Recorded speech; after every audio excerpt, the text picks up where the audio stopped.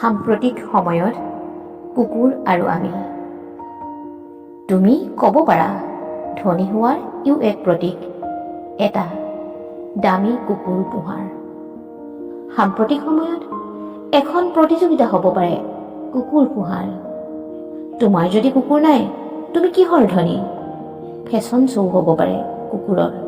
কিন্তু যি আদৰ পাইছে আদ্যৱন্ত পৰিয়ালত কুকুৰে, সেই আদৰ পাইছেনে তেওঁলোকৰ বৃদ্ধ পিতৃ মাতৃয়ে? পাইছেনে সেই যতন, সেই মৰম, সেই খাদ্য, সেই ঔষধ, সেই সময় তেওঁলোকৰ পুত্ৰ বোৱাৰীৰ পৰা? এৰা সাম্প্ৰতিক সময়ত মানুহৰ দাম এটা কুকুৰতকৈও কম। বৃদ্ধ হোৱাটো এটা অভিশাপ। বৃদ্ধ হ'লে এলাগী হৈ পৰে এসময়ৰ মৰমৰ পিতৃ মাতৃ, পুত্ৰ বোৱাৰী, নাতি নাতিনীৰ বাবে বাচ্ছাই ৰোৱা বৃদ্ধ ককা আইতাই সমগ্ৰ সময় অৰ্থ যাৰ বাবে খৰচ কৰিলে তেওঁলোকৰ অলপ মৰম পোৱাৰ অধিকাৰ নাইনে?